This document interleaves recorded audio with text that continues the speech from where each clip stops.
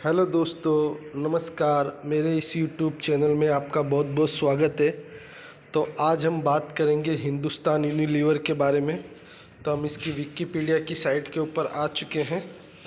तो आप देख सकते हैं किस इंडस्ट्री में काम करती है कंपनी। तो कंज्यूमर गुड्स एफएमसीजी सेक्टर में काम करती है कंपनी। उसके बाद आप देख सकते हैं फाउंडेड कब हुई थी ये। तो आप देख सकते हैं 1933 में ये कंपनी बनी थी, जो कि 90 साल पुरानी कंपनी है। हेडक्वार्टर जो इसका है मुंबई, इंडिया में ही है।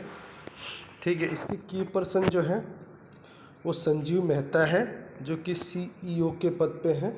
और प्रोडक्ट जो है इनका goods, clearing agents, personal care, skin care and water purify. ठीक है।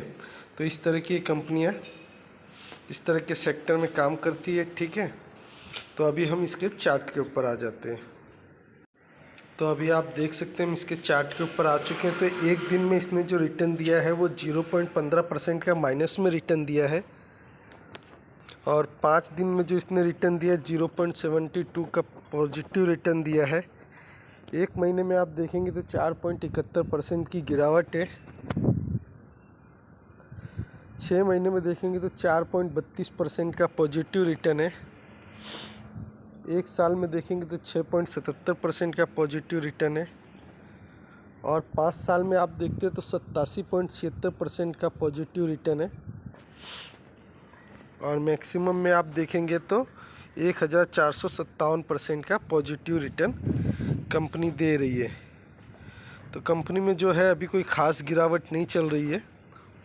कंपनी का हाई जो है 2741 रुपये का और कंपनी 2580 रुपये पे चल रही है। तो लगभग कंपनी 150 रुपये के आसपास, 150-160 रुपये के आसपास गिरावट है। तो अभी तो इसको हम बाय नहीं कर सकते क्योंकि ये अपने अभी टॉप पे ही है। ठीक है। तो किसी भी कंपनी में मैं बाय करता हूँ तो कम से कम वो 20% अपने हाई से डाउन होनी चाहिए, तब मैं ख़रीदता हूँ। टॉप पे तो ख़रीदने का कोई मतलब नहीं है। मान लो हमने टॉप पे ख़रीद लिया और उसी टॉप से वो और टॉप पे गई तो अच्छी बात है, पर वहाँ से अगर वो करेक्शन हो गई तो कितना करेक्शन होगी पता नहीं। और लार्ज कैप कंपनियाँ तो 15, 20, 25% करेक्शन देती ही नहीं है, 5 से 10% देती है। फिर भी हम 15 से 20% तक वेट कर लेते हैं। तो अभी हम देख लेते हैं निफ्टी 50 की अपेक्षा कैसा रिटर्न दे रही है। तो आप यहाँ पे देख सकते हैं जो रेड वाला चार्ट है वो निफ्टी 50 का है और जो ब्लू वाला चार्ट है वो HUL का है, हिंदुस्तान यूनिलीवर का। तो जितने समय में निफ्टी 50 ने 1703% का रिटर्न दिया, उतने ही समय में इस कंपनी ने 1337% का रिटर्न दिया है। तो कंपनी ने रिटर्न तो अच्छा दिया है, लेकिन निफ्टी 50 की अपेक्षा ये तेज़ नहीं चलता है। लगभग उसके आसपास चलता है, लेकिन उससे तेज़ रिटर्न नहीं देता है। तो अभी हम NSE की साइट के ऊपर आ चुके हैं। तो आप यहाँ पे देख सकते हैं इसकी जो डिलीवरी उठाई गई है 6 तारीख को 60% की डिलीवरी उठाई गई है।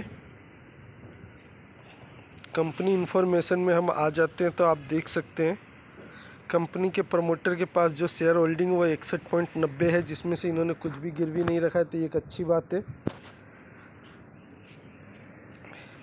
कंपनी के कॉर्पोरेट एक्शन में आ जाते हैं तो आप देख सकते हैं 2020 में इन्होंने 17 रुपये का डिविडेंड दिया था। 2020 में 14 रुपये का डिविडेंड दिया था, 21 में 17 रुपये का डिविडेंड दिया, फिर 21 में 15 रुपये का डिविडेंड दिया और 22 में फिर 19 का दिया, फिर 22 में एक बार फिर 17 का दिया। तो कंपनी साल में 2 बार डिविडेंड देती है और लगभग 30 से 35 रुपये का डिविडेंड ये निकाल करके दे देती है कंपनी। तो ये एक अच्छी बात है कि साल में 30 से 35 रुपये डिविडेंड आपको ऐसे ही मिल जाता है। कंपनी का तो मैंने दिखा दिया था किस इंडस्ट्री में काम करती है। तो FMCG कंपनी में काम करती है, डिवर्सिफाई FMCG सेक्टर में काम करती है कंपनी। ठीक है। तो कंपनी का बिजनेस तो अच्छा है। तो अभी हम जो है कंपनी की बैलेंस शीट के ऊपर आ चुके हैं। तो आप इधर रिजर्व एंड सरप्लस देख सकते हैं। रिजर्व एंड सरप्लस आप देख सकते हैं। तो कंपनी लगभग पहले 5 साल पहले 6859 करोड़ का इनका रिजर्व सरप्लस था, जो कि बढ़ गया 7,443 करोड़ का हो गया। उसके बाद फिर बढ़ गया 7,815 करोड़ का हो गया। और यहाँ पे आप देख सकते हैं 47,199 करोड़ का हो गया। और यहाँ पे एक बार फिर बढ़ गया 48,525 करोड़ का हो गया। तो इनके रिजर्व एंड सरप्लस कंटिन्यू बढ़ रहे हैं, ये एक अच्छी बात है। ठीक है, लॉन्ग टर्म बोरोइंग आप देखेंगे तो जीरो कर्जा है, कंपनी के ऊपर कोई कर्जा नहीं है। शॉर्ट टर्म बोरोइंग देखेंगे तो उसमें भी कोई कर्जा नहीं है कंपनी के ऊपर, अच्छी बात है।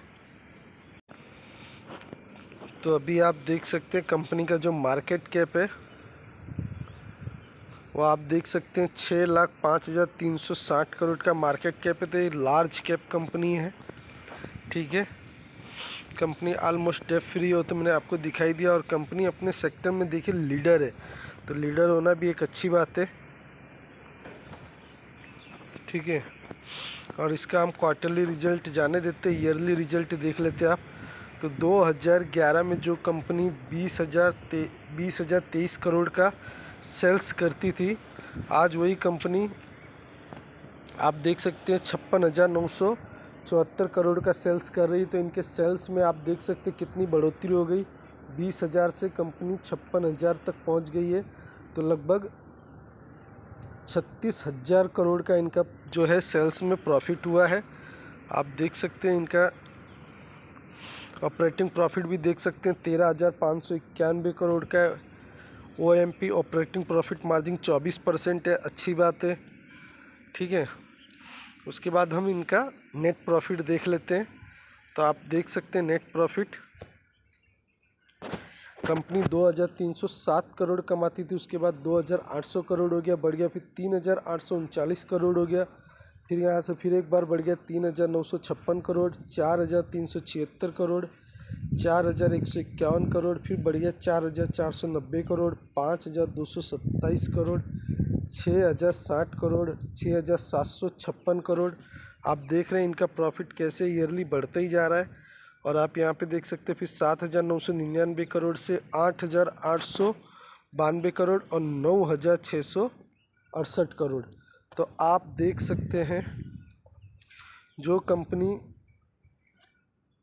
2,307 करोड़ पे चल रही थी, वही कंपनी आज 9,668 करोड़ पे आ चुकी। तो आप देख सकते हैं कि इनके प्रॉफिट में कितना जंप हुआ है। तो इस तरह से इनके शेयर में भी जंप आता है, क्योंकि जो कंपनी कंटिन्यू अच्छा प्रॉफिट करती है उस कंपनी में कंटिन्यू जो है इन्वेस्टर अपनी होल्डिंग बढ़ाते रहते हैं और उसको समय समय पे जब भी 10-15% करेक्शन होता है वो ख़रीदते रहते हैं। तो हम भी यही काम कर रहे हैं। जब भी कोई अच्छी कंपनी, अच्छे प्रॉफिटेबल वाली कंपनी, मैंने बहुत सारे वीडियो बनाए हैं, अच्छी कंपनी अच्छे प्रॉफिट कमा रहे, तो उसमें जब भी हम नज़र रखते, जब भी वो 15-20% करेक्शन होती है तो हम उसको ख़रीद लेते हैं। क्यों ख़रीद लेते हैं?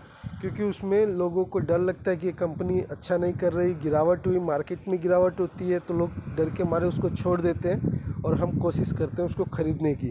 पर हम छोटे इन्वेस्टर हैं, इसलिए हम 2-2, 3-3, 4-4 शेयर जिस हिसाब से अपने बैलेंस होता है उस हिसाब से खरीदते हैं। तो ये कंपनी का आप देख सकते हैं कैसे प्रॉफिट ऊपर की तरफ बढ़ रहा है। और आप देख सकते हैं इसमें EPS देख सकते हैं, अर्निंग पर शेयर 41 रुपया पर शेयर कंपनी कमाती है। ठीक है, और मैंने वहाँ पे आपको दिखाया था कॉर्पोरेट एक्शन में 2 बार डिविडेंड दिया है, तो कभी 30 रुपया कभी 32 रुपया। अगर कंपनी 30 रुपया भी हमको डिविडेंड दे देती है पर शेयर ईयर में, तो हमारा डिविडेंड का फ़ायदा हो जाता है और कंपनी को फिर भी 11 रुपये बच जाते हैं पर शेयर अगर मान लो, तो वो अपने आगे बिजनेस को बढ़ाने में यूज़ कर सकती है।